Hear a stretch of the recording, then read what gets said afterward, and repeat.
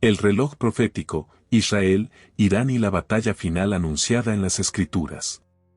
El eco de la profecía en los titulares de hoy. En un mundo sacudido por la incertidumbre, las tensiones en el Medio Oriente han alcanzado un punto de ebullición sin precedentes. Los titulares anuncian una confrontación directa entre Israel e Irán, una sombra de guerra que se extiende sobre la cuna de la civilización.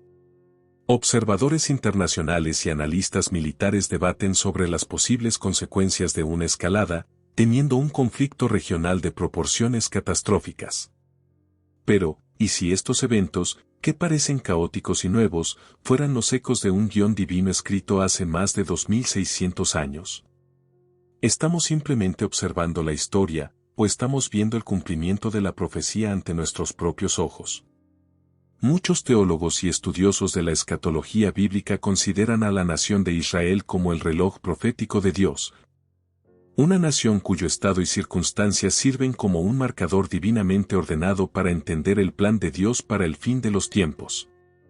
Desde esta perspectiva, la milagrosa refundación del Estado de Israel el 14 de mayo de 1948 no fue un mero accidente geopolítico, sino el evento que puso en marcha este reloj profético, marcando el comienzo de la era final. En este análisis exhaustivo, no nos basaremos en especulaciones humanas ni en opiniones políticas. Nuestra única guía, nuestra única autoridad, será la palabra de Dios, específicamente la Biblia en su versión Reina Valera 1960. Juntos, desentrañaremos las profecías que parecen describir el escenario actual y el desenlace final de la historia humana. Para entender el que está pasando, primero debemos entender el porqué. El conflicto en el Medio Oriente no es, en su raíz, por fronteras trazadas en el siglo XX o por recursos naturales. Es por una tierra prometida en la eternidad, una batalla por el patrimonio de Dios. Es un drama fundamentalmente espiritual, centrado en la tierra y la ciudad que Dios mismo ha escogido como el escenario de sus propósitos redentores. Parte 1, la tierra prometida. El pacto inquebrantable que define el conflicto. El fundamento del conflicto, el pacto abrahámico.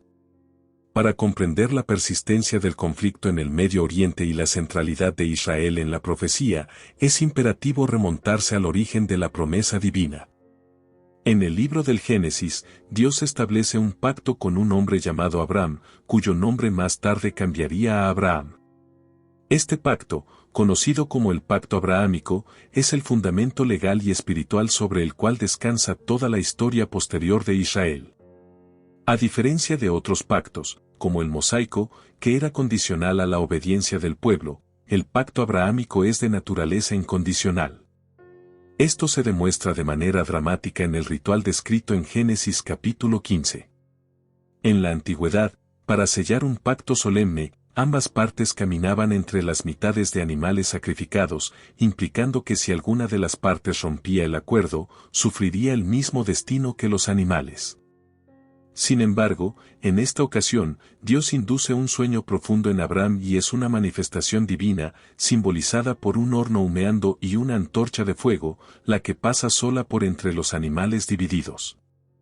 Este acto unilateral significa que el cumplimiento de este pacto recae única y exclusivamente en la fidelidad de Dios, no en la obediencia o el mérito de Abraham o sus descendientes.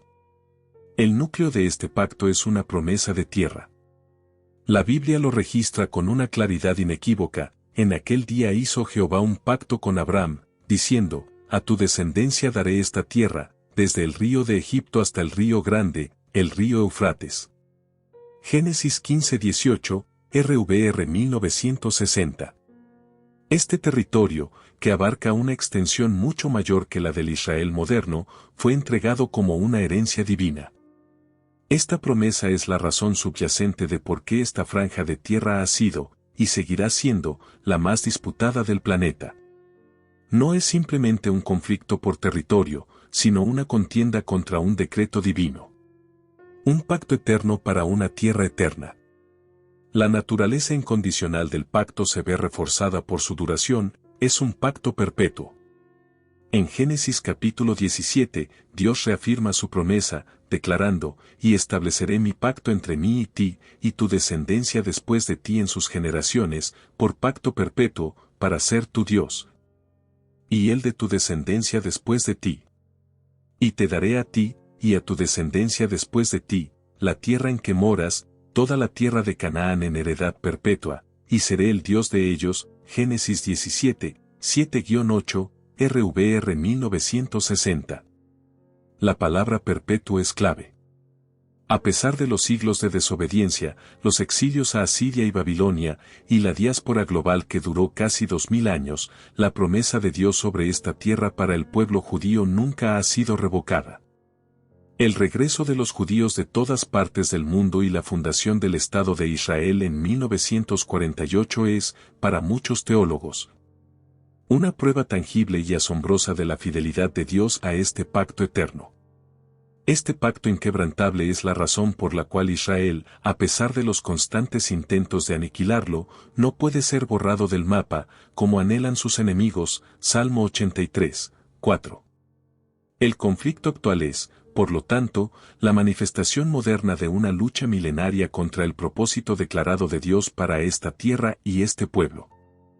Parte 2. Jerusalén, el epicentro del conflicto mundial. La ciudad del gran rey, un foco de tensión global. Si la nación de Israel es el reloj profético de Dios, la ciudad de Jerusalén es el eje sobre el cual giran sus manecillas. Más que cualquier otra ciudad en la tierra, Jerusalén está destinada a convertirse en el punto focal de una crisis internacional en los últimos días. Las Escrituras profetizan que esta ciudad, lejos de ser un símbolo de paz mundial, se convertirá en una fuente de conflicto y juicio para todas las naciones. El profeta Zacarías, escribiendo más de 500 años antes de Cristo, describe este escenario con una imaginería poderosa y aleccionadora. Dios mismo declara, «He aquí yo pongo a Jerusalén por copa que hará temblar a todos los pueblos de alrededor. Y en aquel día yo pondré a Jerusalén por piedra pesada a todos los pueblos, todos los que se la cargaren serán despedazados, bien que todas las naciones de la tierra se juntarán contra ella». Zacarías 12, 2-3. RVR 1960, el análisis de estos símbolos es revelador. Una copa que hará temblar sugiere una intoxicación de furia, confusión y locura que afligirá a las naciones que intenten controlar el destino de Jerusalén. Una piedra pesada representa una carga insoportable y, en última instancia, autodestructiva. La profecía indica que cualquier nación o coalición de naciones que intente cargarse a Jerusalén, es decir, imponer su voluntad sobre ella, terminará despedazada. Esta antigua profecía resuena con una asombrosa relevancia en el panorama geopolítico actual, donde la obsesión mundial por el estatus de Jerusalén se manifiesta en interminables resoluciones de la ONU y debates diplomáticos. La invasión final contra Jerusalén. La tensión en torno a Jerusalén alcanzará su clímax en una batalla final, un evento que no será meramente regional, sino de alcance global. Zacarías predice un momento en que la hostilidad mundial contra los propósitos de Dios se cristalizará en una invasión masiva de la ciudad. Porque yo reuniré a todas las naciones para combatir contra Jerusalén, y la ciudad será tomada, y serán saqueadas las casas, y violadas las mujeres, y la mitad de la ciudad irá en cautiverio. Zacarías 14:2, RVR 1960, este pasaje describe la hora más oscura de Jerusalén, un tiempo de gran angustia y aparente derrota. Sin embargo, en el momento de mayor desesperación, la profecía revela un giro dramático. El conflicto no se resolverá por medios humanos, sino por una intervención divina directa y espectacular. El versículo siguiente declara, «Después saldrá Jehová y peleará con aquellas naciones, como peleó en el día de la batalla». Zacarías 14:3, RVR 1960. La defensa final de Jerusalén no estará en manos de ejércitos o alianzas políticas, sino en las manos del Dios que la eligió como suya. Este será el momento en que Dios demuestre su soberanía sobre todas las naciones de la tierra. Parte 3. La coalición del norte, la profecía de Ezequiel y el eje Irán-Rusia.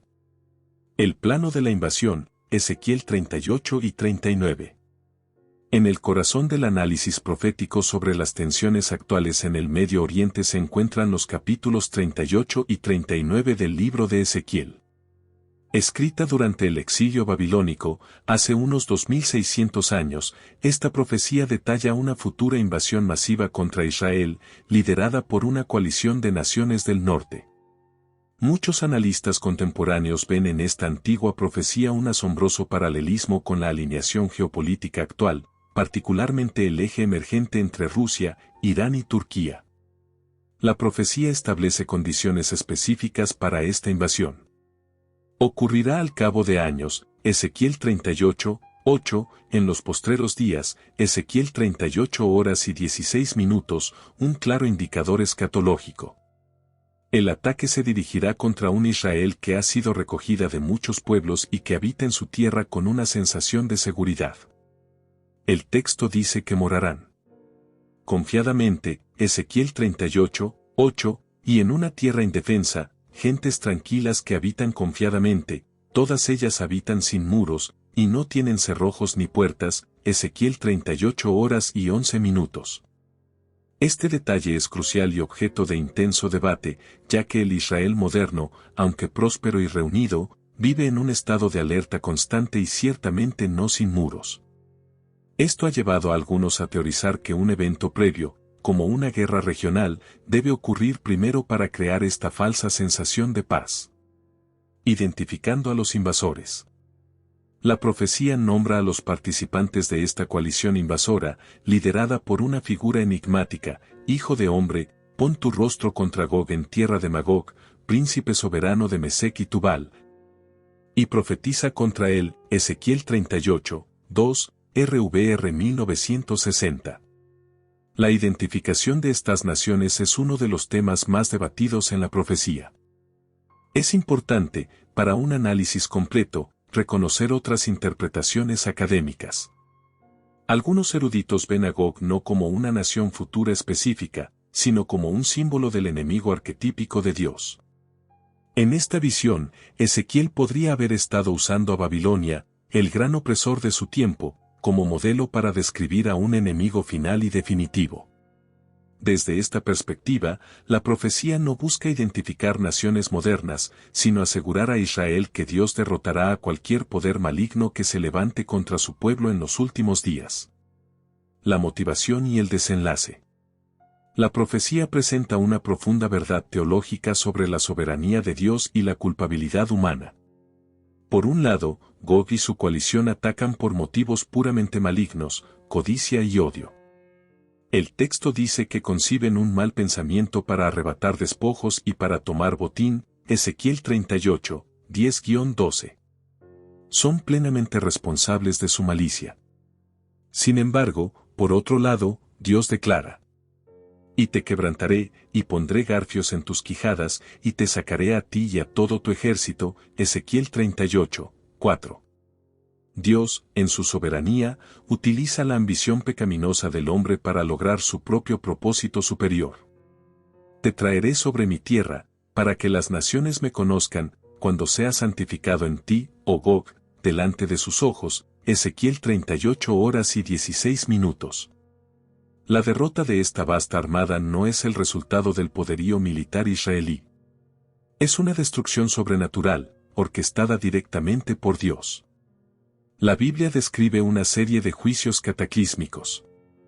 Y en todos mis montes llamaré contra él la espada, dice Jehová el Señor, la espada de cada cual será contra su hermano. Y yo litigaré contra él con pestilencia y con sangre, y haré llover sobre él, sobre sus tropas y sobre los muchos pueblos que están con él, impetuosa lluvia, y piedras de granizo, fuego y azufre. Y seré engrandecido y santificado, y seré conocido ante los ojos de muchas naciones, y sabrán que yo soy Jehová. Ezequiel 38, 21-23, RVR 1960, 2. La magnitud de la carnicería es tal que las consecuencias de la batalla son monumentales. El pueblo de Israel tardará 7 meses en enterrar a los muertos para limpiar la tierra, y 7 años en quemar las armas de guerra del enemigo como combustible, lo que subraya la escala de la victoria divina y la aniquilación del ejército invasor. Parte 4. El escenario de los últimos tiempos, tejiendo las profecías. Las profecías bíblicas no ocurren en un vacío. A menudo, un evento prepara el escenario para el siguiente, como piezas de un dominó divino que caen en una secuencia predestinada. Para entender dónde encaja la invasión de Ezequiel 38 en el cronograma profético, es necesario observar el panorama más amplio de los últimos tiempos, uniendo los hilos de diferentes profetas para formar un tapiz coherente. Posibles precursores, la guerra del Salmo 83 y la caída de Damasco.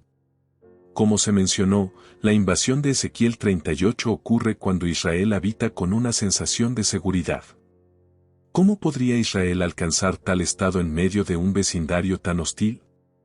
Algunos intérpretes proponen que guerras preliminares podrían neutralizar a los enemigos inmediatos de Israel, creando así las condiciones para la profecía de Ezequiel.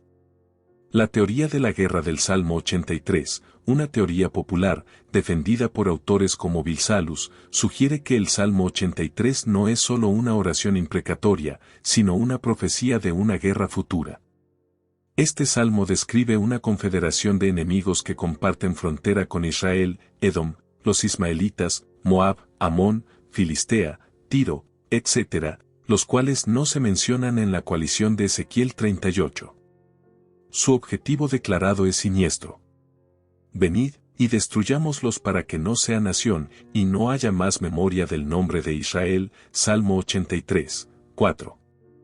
Según esta teoría, una victoria decisiva de Israel en esta guerra contra sus vecinos inmediatos podría ser el catalizador que produzca la paz y seguridad que preceden a la invasión de Gog.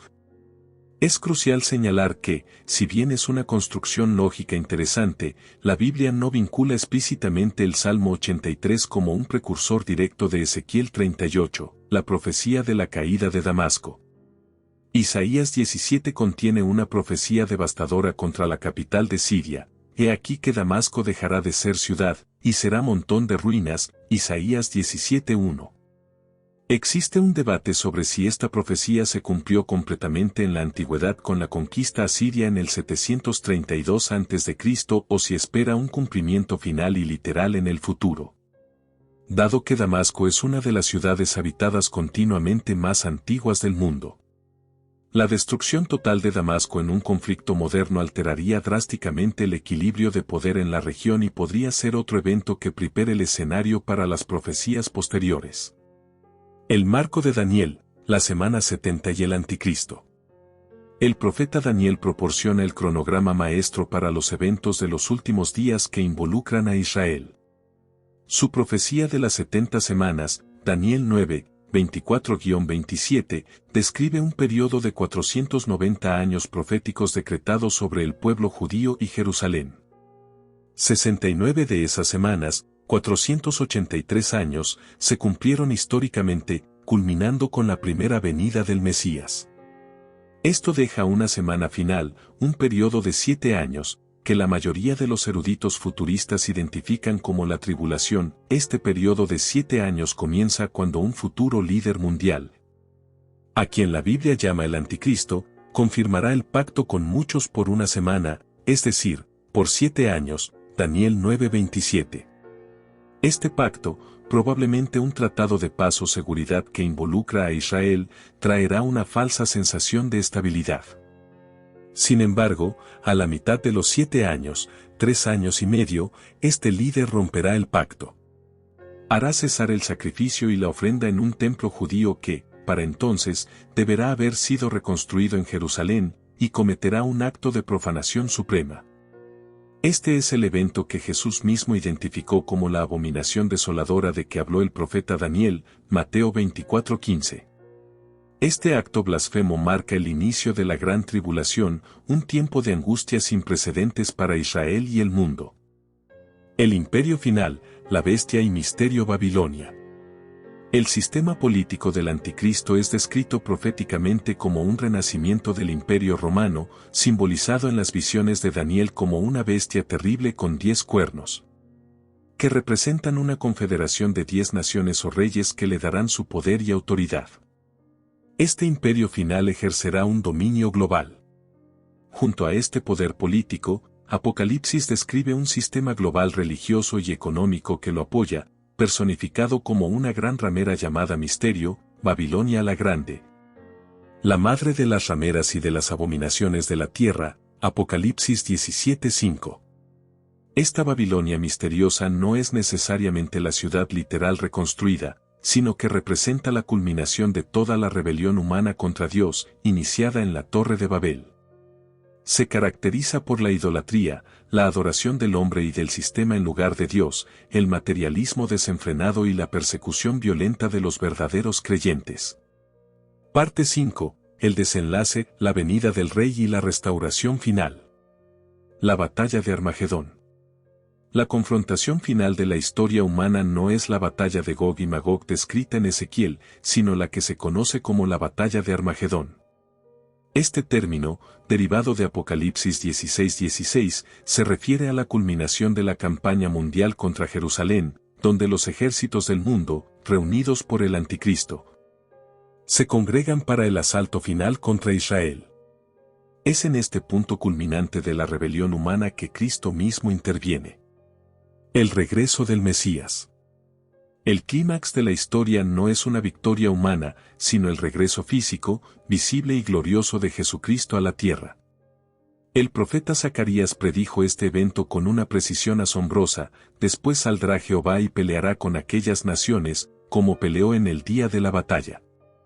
Y se afirmarán sus pies en aquel día sobre el monte de los olivos, que está enfrente de Jerusalén al oriente. Zacarías 14, 3-4, RVR 1960. Él regresa al mismo lugar desde donde ascendió, Hechos 1, 11-12, no como el Cordero sufriente de su primera venida, sino como el Rey de Reyes y Señor de Señores. Un guerrero divino que viene a juzgar a las naciones y a establecer su reino. La salvación de Israel.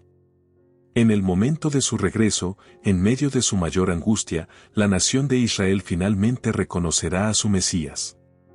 El velo será quitado, y experimentarán un arrepentimiento nacional profundo y una salvación que ha sido prometida por siglos. Zacarías lo describe de esta manera conmovedora: y derramaré sobre la casa de David, y sobre los moradores de Jerusalén, espíritu de gracia y de oración, y mirarán a mí, a quien traspasaron. Y llorarán como se llora por hijo unigénito, afligiéndose por él como quien se aflige por el primogénito. Zacarías 12:10, RVR 1960.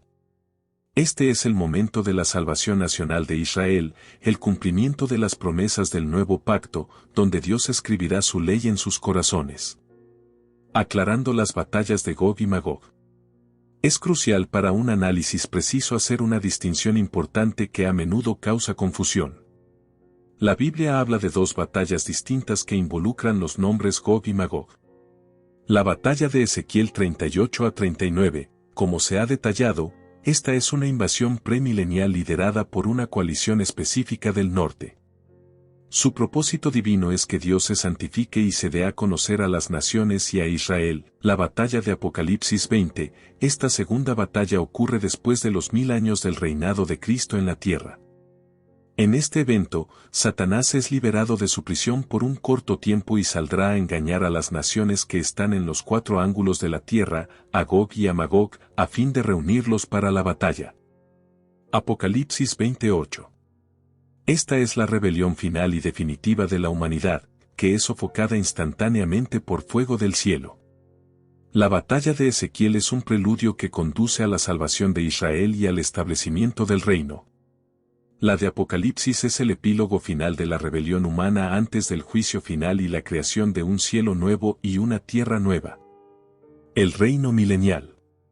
Tras la derrota del Anticristo y sus ejércitos en Armagedón, Cristo establecerá su reino de 1000 años en la tierra, con su trono en una Jerusalén restaurada y glorificada. Este será un tiempo de paz, justicia y prosperidad sin precedentes, donde Jehová será rey sobre toda la tierra. En aquel día Jehová será uno, y uno su nombre. Zacarías 14:9. Jerusalén finalmente será habitada confiadamente, y no habrá nunca más maldición. Zacarías 14:11. Todas las promesas del pacto a Abraham y a David encontrarán su cumplimiento final en el reinado terrenal del Mesías. Conclusión: velad, pues. El análisis de las Escrituras revela una narrativa profética coherente y entrelazada que abarca milenios. Comienza con un pacto incondicional sobre una tierra específica, se centra en la ciudad de Jerusalén como el epicentro del conflicto final, y detalla una secuencia de eventos que culminan en la intervención divina y el establecimiento del reino de Dios en la tierra. Los eventos que observamos en los titulares de hoy, la hostilidad de Irán, la antigua Persia, la postura estratégica de Rusia, el príncipe de Ros del Norte, la alineación de Turquía, Togarma, y la obsesión mundial con Jerusalén, no son la profecía en sí misma. Sin embargo, para el observador atento de la profecía bíblica, estos acontecimientos parecen ser el alineamiento de las piezas en el gran tablero de ajedrez de la historia, preparando el escenario para el acto final que las Escrituras han anunciado. Este conocimiento no debe producir miedo, sino fe y vigilancia. No se nos da para satisfacer nuestra curiosidad, sino para purificar nuestra esperanza y enfocar nuestras vidas. El mensaje final no es de pánico, sino de preparación, haciéndose eco de las propias palabras de Jesús, quien, después de describir estas mismas señales, dio una instrucción clara y atemporal a sus seguidores. Velad, pues, porque no sabéis a qué hora ha de venir vuestro Señor. Por tanto, también vosotros estad preparados, porque el Hijo del Hombre vendrá a la hora que no pensáis. Mateo 24:42, 44, RVR 1960.